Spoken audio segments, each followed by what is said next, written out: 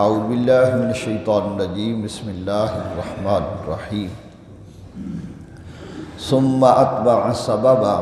حتى اذا بلغ مطلع الشمس وجدها تطلع على قوم لم نجعل لهم من دونها سترا كذلك وقد احطنا بما لديه خبرا آمنت باللہ صدق اللہ مولانا العظیم۔ سورہ کہف کی آیت نمبر 88 سے لے کر 91 تک 3 آیات مبارکہ تلاوت کی۔ ان 3 آیات مبارکہ میں اللہ رب العالمین نے حضرت ذوالقرنین کے دوسرے سفر کا ذکر فرمایا کہ آپ کو اللہ نے حکومت اور اقتدار عطا فرمایا تو آپ اپنی رعایا کی خبر گیری فرماتے تھے۔ کل کے درس قرآن پاک میں یہ بیان کیا گیا تھا کہ آپ کا پہلا سفر مغرب کی جانب تھا جدھر سورج ڈوبتا ہے، اور وہاں آپ نے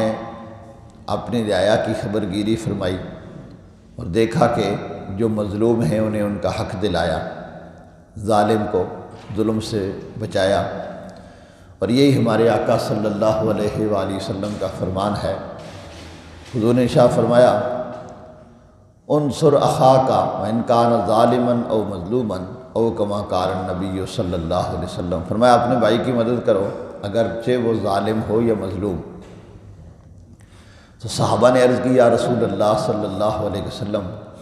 مظلوم کی مدد کی سمجھ تو آئی کہ اس پہ ظلم ہو رہا ہے اسے بچائیں، ظالم کی مدد کیسے، وہ تو پہلے ہی ظلم کر رہا ہے۔ تو فرمایا اسے ظلم سے روکو، اسے ظلم سے روکو، یہ اس کی مدد ہے۔ تو گویا کہ جو بندہ ماحول معاشرے میں غلط کام کر رہا ہے، کسی پہ ظلم کر رہا ہے، تو دوسرے بندوں کی یہ ذمہ داری میں شامل ہے کہ وہ اسے برائی سے روکے، اور یہی آقا صلی اللہ علیہ وآلہ وسلم کا وہ فرمان ہے جسے غیر مسلم بھی آج اپنے فوائد حاصل کرنے کے لیے بطور دلیل پیش کرتے ہیں۔ کل کے اخبار میں آپ نے پڑھا ہوگا امریکہ کا نیا ہونے والا صدر، اس نے رسول پاک صلی اللہ علیہ وآلہ وسلم کے اسی فرمان کو اپنی قوم کے سامنے رکھا کہ جو آدمی تم میں سے برائی دیکھے اسے چاہیے کہ اپنے ہاتھ سے روکے، اگر ہاتھ سے نہیں روک سکتا تو زبان سے روکے، اور زبان سے نہیں روک سکتا تو کم از کم دل میں برا جانے۔ تو یہ آقا صلی اللہ علیہ وآلہ وسلم کے وہ بتائے ہوئے اصول اور قانون ہیں جو اگر پوری دنیا کے لوگ انہیں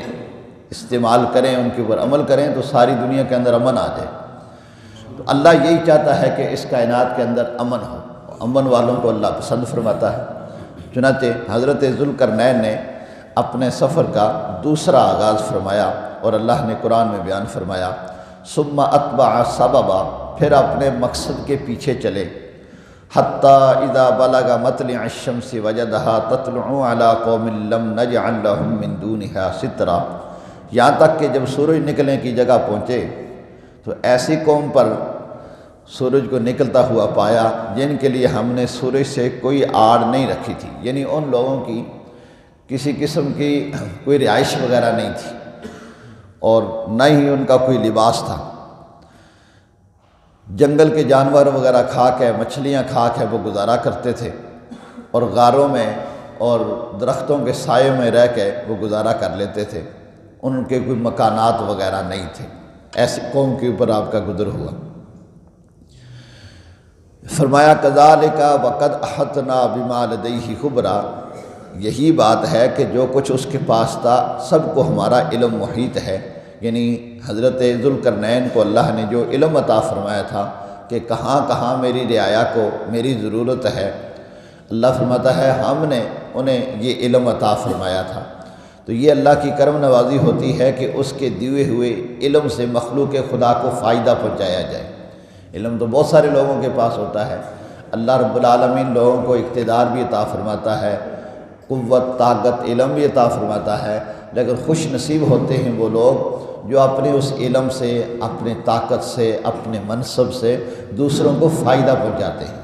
کیونکہ یہ ان میں سے چونکہ انسان خود ہمیشہ نہیں رہنا، لہذا اس کے پاس یہ دی ہوئی نعمت یہ بھی ہمیشہ نہیں رہے گی، نہ اس کا اقتدار باقی رہے گا،